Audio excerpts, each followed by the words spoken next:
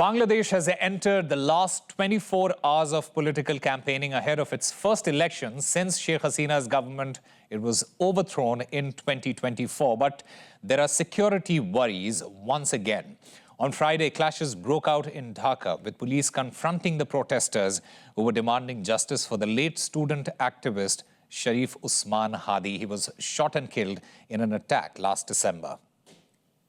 Campaigning is in the last phase for Bangladesh's first national election since 2024 uprising. The uprising ousted the Prime Minister Sheikh Hasina. The campaigning ends officially at 7:30 o'clock on Tuesday morning. Major political parties are staging rallies in Dhaka and across the country ahead of February 12th vote, widely viewed as the most pivotal elections in Bangladeshi history. The campaigning has been marred by some sporadic violences. On Sunday, supporters of Bangladesh Nationalist Party and the Jamaat Islami clashed at Bauful area of Patuakhali districts. Dozens of people are injured reportedly, and additional forces have been deployed in the area to ensure peace. We are committed to removing past controversies regarding the use of police in elections and delivering a meaningful, credible, and widely accepted vote to the nation. With Sheikh Hasina's Awami League banned from the contest, the election is widely viewed as a two-party race between BNP and Jamaat Islami alliance. Bangladesh Nationalist Party leads a 10-party coalition, while the Jamaat Islami is heading a 11-party alliance. The Jamaat alliance includes the National Citizens Party, formed by the students who led the uprising in July 2024. The NCP, led by students leader Nahid Islam, is contesting 30 out of 300 parliamentary seats as part of the alliance with Jamaat. Outside of the two main alliance, Islami Andolan Bangladesh, who is split from Jamaat Islami bloc, and Jatiyo Party, a long ally with the Awami League, are running independently along a total of 50 parties. Over 12 crore voters are eligible to cast their votes for the next election and also give their mandate for a referendum on reform on the same day. Meanwhile, ahead of the big vote, Dhaka and Washington, they are scheduled to sign off a new trade deal this Monday. In fact, this agreement, it will reportedly offset a trade imbalance specifically related to US tariffs on Bangladeshi exports. So what's on the table? Dhaka has pledged to boost imports of US wheat, energy, cotton, and more.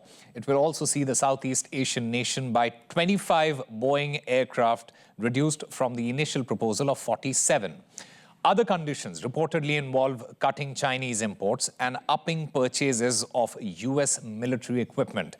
And lastly, Bangladesh will be asked to largely accept US standards on import goods without certification and extra inspections, especially when it comes to the auto sector.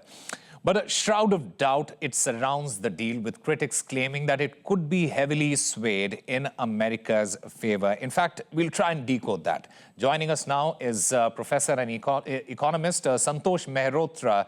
We'll try and get his take on that. Mr. Mehrotra, thank you very much for speaking with RT India. First of all, there are just 3 days left before the high-stakes elections in Bangladesh. Why would the Yunus government be rushing to finalize this particular trade deal with the United States? What is your understanding of that?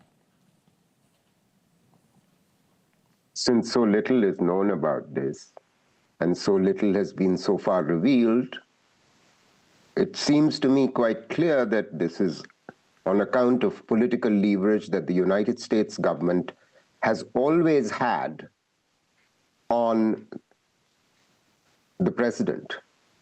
The president came in after living in the United States in exile for the longest time. He was effectively flown in there and became president. And this is now payback time for the United States. It happened before Trump, but clearly it seems like it's payback time. So it's the usual US bullying of other countries, including other countries in South Asia. So you also spoke about how very little is known about this particular trade deal between US and Bangladesh. The entire secrecy behind this particular deal, what do you make of that? Because this agreement, it has been negotiated with very little public disclosure. What does it say about how the US and Bangladesh are trying to make a deal? Well, for it to happen literally 3 days before the country goes to a national election, in which the current government people are not even participating as candidates, supposedly. I mean, this is suspect in the first place. This is a clear evidence of political leverage being utilized by the United States. And why would the current president of Bangladesh, sign an agreement that is as broad-ranging as this, about defense equipment imports, about tariff rates? Some detail that has emerged suggests that the US has said that if a T-shirt that US imports contains 70% American cotton and yarn by value, US customs duties will exempt that portion from the 20% reciprocal tariff imposed on Bangladeshi goods last year. I mean, what is the meaning of all this? Currently, the US is not a major exporter of yarn or of raw cotton to Bangladesh. So most of the, may I just finish? Yeah, please. Most of the yarn and cotton is imported. That's how garments are exported. Garments account for 95% of Bangladesh's exports to the US. But what the US is seeming to press down on Bangladesh is buy our cotton, buy our yarn, and we will reduce the tariff. Yeah. Well, the government that takes over on Sunday after Sunday will have to take all these things into account. Yeah. Another condition that this reportedly involves cutting Chinese imports and also upping purchases of US military equipment.